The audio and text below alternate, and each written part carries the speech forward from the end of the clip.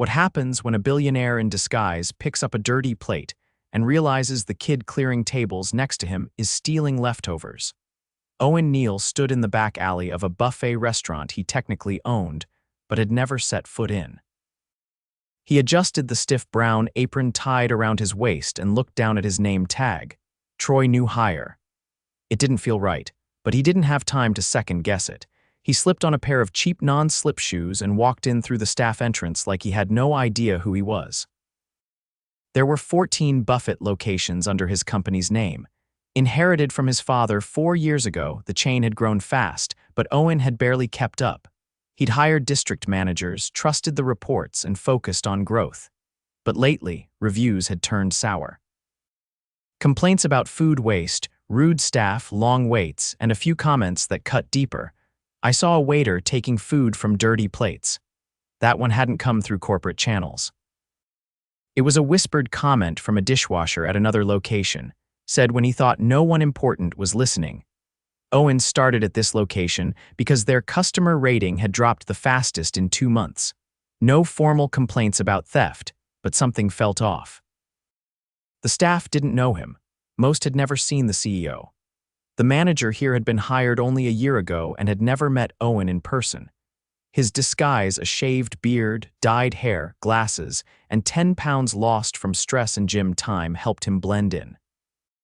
He looked like a tired mid-20s guy looking for a second chance. "Hey, Troy, you're on table duty with Zeke. Follow his lead." Owen turned and saw a lanky teenager with curly hair, wiping sweat off his brow with his sleeve. Zeke gave a tired nod, didn't say much, and led him out to the dining area. The lunch rush was brutal. Trays everywhere, kids dropping food, parents yelling. Owen moved fast, stacking plates, wiping down tables, and trying not to gag at the smell of ranch dressing soaked into carpet. Zeke worked faster, moving like he was on a timer, but something didn't sit right. Every so often, Zeke would take a plate with a half-eaten roll or untouched chicken wing and slide it into a separate plastic container in his bus tub. Owen caught the motion 3 times. By the 4th, he leaned in. "Why are you saving that?" Owen asked, keeping his voice low. Zeke's eyes widened. "Don't worry about it, just keep clearing." Owen hesitated. "That's food from someone's plate. It's supposed to go in the trash." Zeke looked around. "Not if it hasn't been touched." "Look, are you gonna rat me out or not? I don't have time for this." Owen didn't answer. He kept working, but his mind was racing. He didn't want to assume anything. Maybe it was a weird habit, maybe it was something worse. Later in the break room, Owen sat across from Zeke during their 10-minute break. The kid was eating a plain sandwich, staring at nothing. "You live nearby?" Owen asked. Zeke nodded. "Yeah, walk here. You saving up for something?" Zeke shrugged. "Just helping out at home." That was all he gave. When the break ended, Zeke was back to clearing faster than anyone else. The manager, a guy named Rick, finally showed up around 2 p.m. after the rush had died down. He didn't acknowledge Owen at all, just tossed his keys on the counter and barked out. "Who didn't restock the sauces?" A server muttered something, and Rick shouted again, "Speak up or get out." Owen watched Rick walk to the back, laughing with one of the cooks. He didn't seem interested in the front of house at all. The staff looked exhausted. No thanks, no feedback, just orders. Zeke passed Owen again, this time carrying a full bus tub. Owen followed him outside to the dumpster area, pretending to toss a bag. Zeke stopped at the corner behind the dumpster and quickly pulled the lid off a small cooler hidden under a tarp. He slipped the container with the salvaged food inside. Owen stepped closer. "You're storing that out here?" Zeke froze. "Damn it, man." "You followed me. Tell me what's going on." Zeke looked down. "My little brother, he's 7. My mom works nights. We don't have enough. I take what people don't touch. I know it's wrong, but I swear I check. I don't take anything bitten or messed up. I don't want him going to bed hungry." Owen looked at the cooler, his gut twisted. "You ever ask the manager for help?" Zeke gave a bitter laugh. "Rick, he'd fire me. I already got 1 warning for taking a roll home last month. He said next time I'm out." Owen didn't say anything. He just walked back inside. His hands felt cold. That evening, Owen stayed late, pretending to help clean floors. When Rick finally noticed him, he asked, "You knew?" "Yeah, just started today." Rick gave him a glance. "Whatever, don't screw around." Owen forced a smile. Got it. Rick turned back to his phone and walked away. By 9 p.m., the place was nearly empty. Owen was in the back room pretending to mop when he heard Rick yelling again. Where's Zeke? He's supposed to clean the bathrooms. He's taking out trash, someone called. Rick muttered something under his breath and stormed out. Owen stepped into the office quietly. He scanned the clipboard on the desk. Zeke was scheduled for 6 days straight, mostly closing shifts with no overtime. He looked at the cameras. Outdated, and only half of them worked. Owen walked out. Zeke was at the cooler again. You know you're risking your job, Owen said. Zeke looked up. I know, but what else am I supposed to do? Owen nodded. I'll talk to someone, Owen said. Zeke's eyes narrowed. Please don't. I'm not hurting anyone. But Owen had already made up his mind. Not to report him, but to fix this, and that meant revealing who he really was tomorrow. The next morning, the air in the prep kitchen was thick with fryer oil and fatigue. Owen arrived early, before the fluorescent lights buzzed, fully awake, and stood for a moment just inside the rear entrance. He took in the silence, the metal counters wiped clean but already smelling faintly of bleach and boiled eggs. No one noticed him at first. He stepped into the staff locker area and pulled on his apron. The same one from yesterday, now stiff around the edges. No one had washed it. He didn't expect otherwise. Zeke arrived 10 minutes later, shoulders tighter than the day before. He didn't offer a greeting, just slid into his routine, grabbing his bus tub, checking the bins for fresh liners, heading out front without a word. Owen followed, keeping pace out on the floor. The breakfast crowd was already building. Senior citizens hovered near the coffee pots, and a family with twin toddlers argued over who got the last waffle triangle. Owen wiped down a syrup sticky booth while watching Zeke move with mechanical precision. No wasted motion, no pause. From the corner of his eye, Owen spotted Rick leaning against the hostess podium, his shirt half tucked. He was watching the room but not really seeing it. His focus was on his phone, thumbs scrolling with quick jerks, eyes glassy. A server passed by, brushing too close to a tray cart, and Rick snapped his head up. You're not blind, are you? Watch where you're going.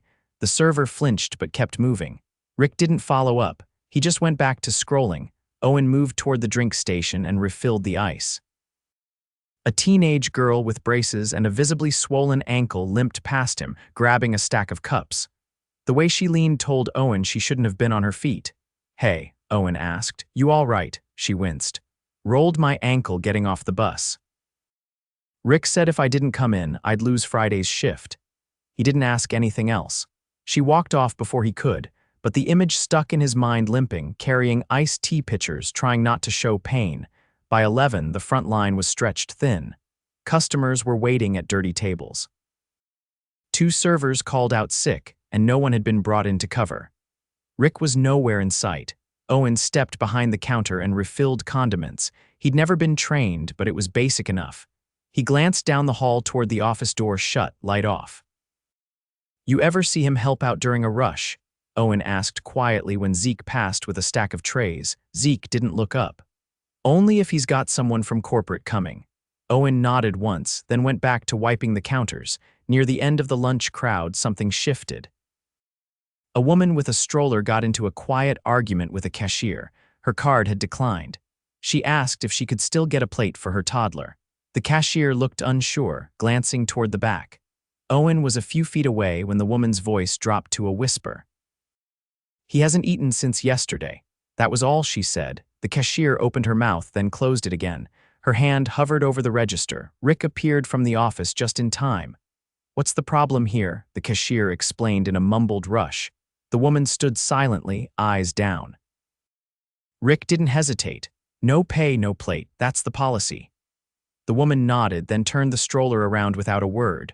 Owen stood frozen. The child inside the stroller didn't cry, just looked up at the ceiling with wide, tired eyes.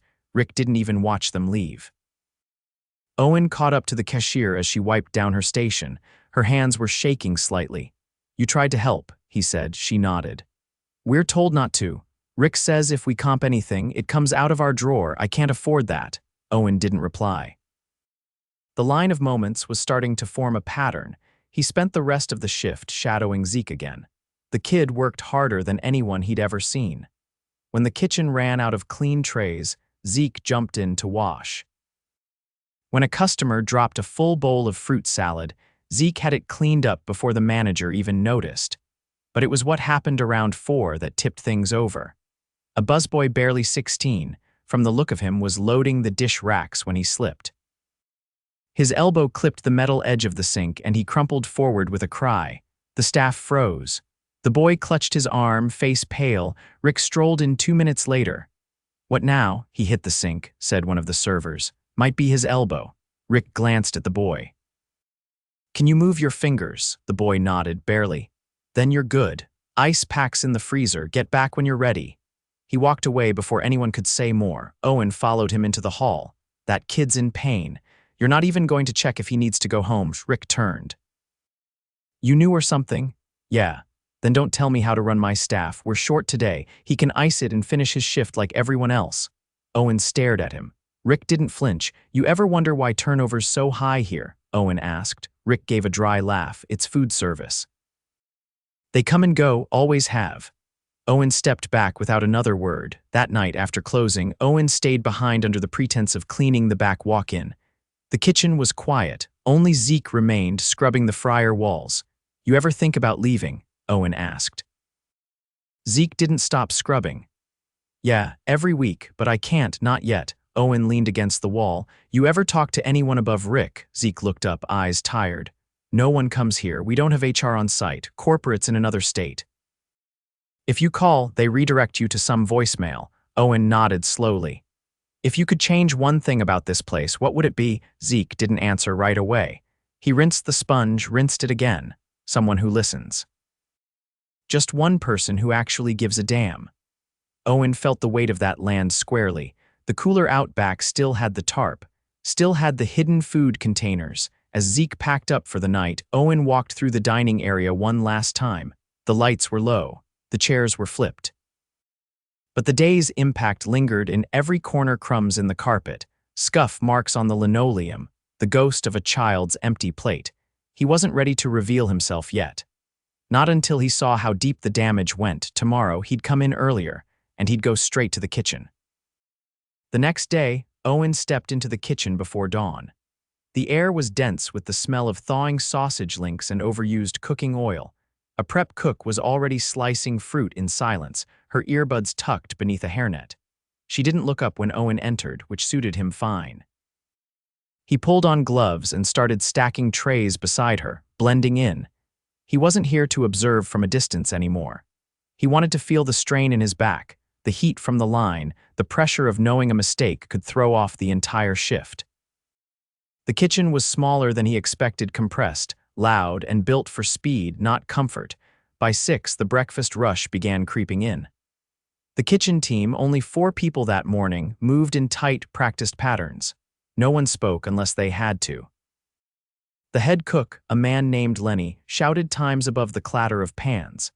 He didn't bark orders so much as fire warnings: 2 eggs behind you or hash gone in 90 seconds. His voice was flat, efficient, and edged with weariness. Owen worked beside a younger prep hand named James, who looked barely out of high school. She was pale with dark circles under her eyes and a red mark on her wrist from where she'd brushed a hot tray. As they prepped the topping bar together, she dropped a canister of granola. It clattered across the floor, spraying oats everywhere. Lenny turned.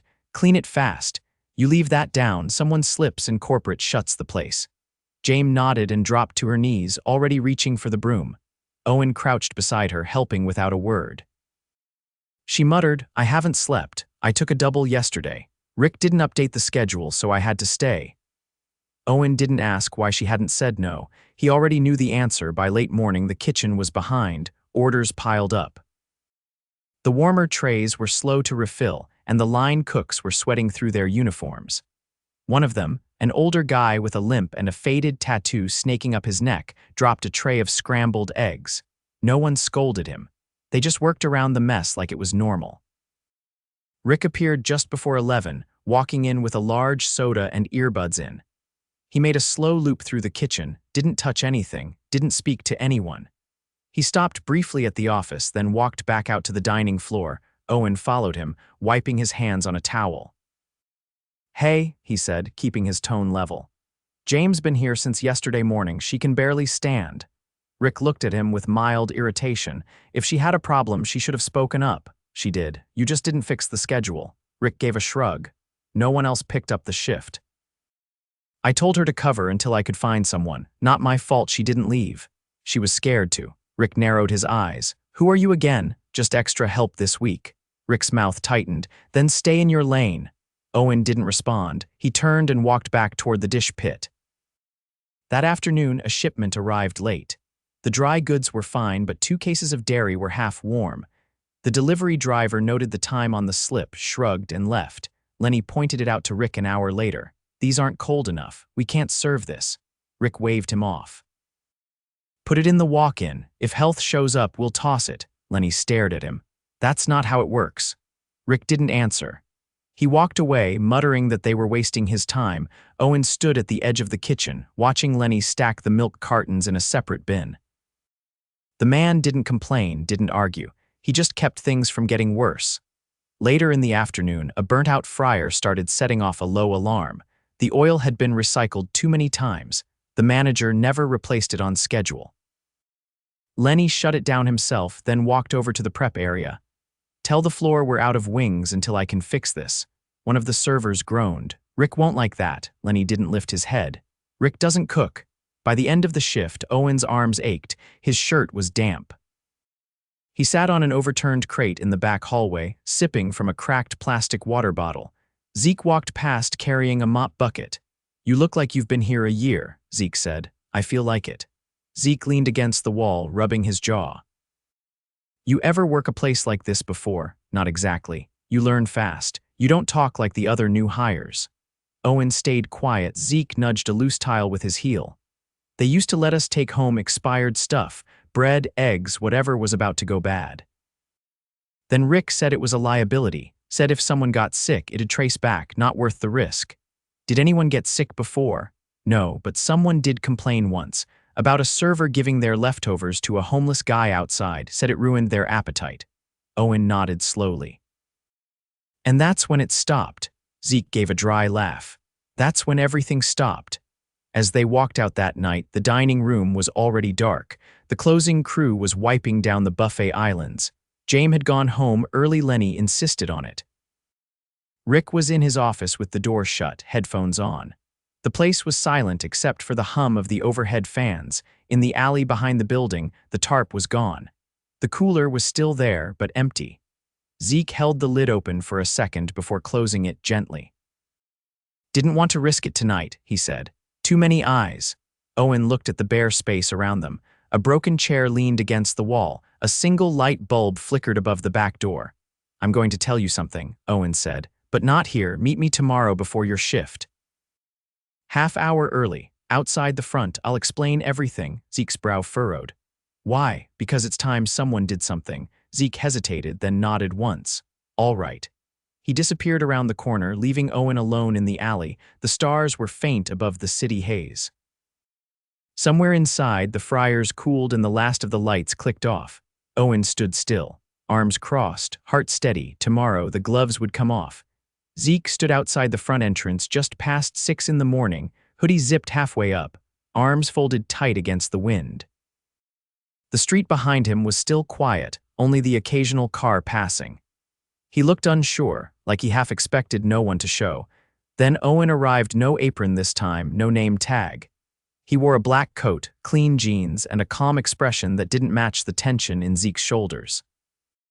You're dressed different, Zeke said, eyes narrowing. You're not working today? I am, Owen said. Just in a different role. Zeke tilted his head. All right, what's this about? Owen didn't answer right away. He reached into his coat and pulled out a slim, black folder. Inside were 2 sheets of paper, a staff schedule, and a maintenance log. He held them out. Zeke eyed them, then took the pages slowly, scanning them. The schedule's wrong, he muttered. This week's version didn't have me on Tuesday. That's the one Rick sent to corporate, Owen said. The real one was never uploaded, and the fryer that tripped the alarm. It's been marked as replaced, 3 weeks ago. Zeke looked up, brow creased. Why do you have these? Owen exhaled. Because I run the company, Zeke blinked. Come again. I'm Owen Neal, CEO of the chain. I've been working undercover here for a few days. Zeke stepped back, the papers still in his hand. That's not funny. I'm not joking. I came here to see what's going wrong firsthand. I didn't expect to find you digging food out of half-clean plates to feed your brother. But I'm glad I did. Zeke's jaw clenched. So what now? You gonna fire me? No, I'm going to fix this, Owen said, but I won't do it from behind a desk. Zeke didn't answer. He looked down at the folder again, then back at Owen. Why tell me? Because you're the reason I'm doing this. You've been carrying this place and no one's noticed. That ends today. They walked inside together. The smell of bleach clung to the tiles near the hostess stand.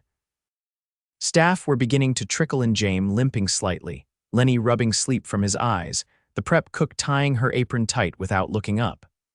No one noticed anything unusual, not yet, until Owen stepped behind the counter, grabbed the cordless mic from the host stand, and tapped it twice.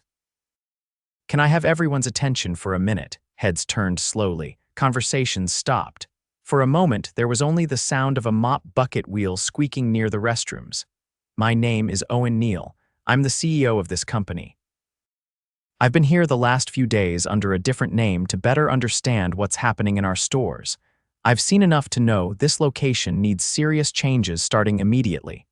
The room froze. A tray clattered softly in the back. Rick stepped out of the office, face pale, eyes darting from Owen to Zeke, then back again. What the hell is this? Owen kept his gaze on the crew. No one knew I was here. I did it that way for a reason, to see what this place looks like when no one's watching. I saw a kitchen crew pushing through broken equipment. I saw young workers staying long past their scheduled hours without breaks. I saw a manager who clocked in late, left early, and failed to report unsafe conditions. Rick stepped forward. You can't just walk in here with a mic and I just did, Owen said, turning to face him. I've seen falsified maintenance logs, unused training reports, and multiple violations of our food safety policy. I'll be reviewing everything from the last 60 days, but your time here is over. Effective now. Rick's mouth opened, but no words came out. He looked at the staff, hoping for backup. None came. Lenny looked down. James stepped behind the prep station. The room was silent. Owen nodded once. You can collect your things. HR will follow up this afternoon. Rick stood frozen, then turned abruptly and stormed into the office without a word. The door slammed behind him. Zeke stood off to the side, arms crossed. James leaned on the prep counter, eyes wide. Lenny shifted his weight, then finally asked, What happens now? We keep the doors closed today, Owen said. You'll all be paid for the full shift. We're bringing in a mobile team to inspect the kitchen. Every piece of equipment will be tested. Nothing goes back online until it's safe. He turned to James. You're off until your ankle is fully healed. We'll cover your hours, no questions asked. Then to Lenny. You've been holding this kitchen together without support. That changes now. I want a full list of what you need by noon. From equipment to staffing. Lenny gave a slow, cautious nod. Zeke stepped forward. What about the food policy? Owen looked at him. We're piloting a new program. Starting here, any food left untouched at the buffet that can be safely repackaged will be donated to local shelters and food banks. I've already contacted one that'll pick up twice a day. He paused. And any staff member who needs help feeding their family can speak to HR confidentially. No judgment. We'll provide direct support. The tension in the room eased slightly. James let herself lean against the counter fully. The prep cook lowered her arms. Zeke looked down, eyes unreadable, then gave a quiet nod. By mid-morning, the transformation had begun. A team from corporate arrived with clipboards, gloves, and toolkits. They started with the fryers, confirming what Owen had already suspected. 2 were beyond repair, and the third had been running on a cracked thermostat. The cooler temps were off. The backup freezer had frost buildup thick enough to require a full defrost. Owen watched as the team worked, but didn't interfere. He helped move crates, took notes, and answered questions from staff as they trickled back in for updates.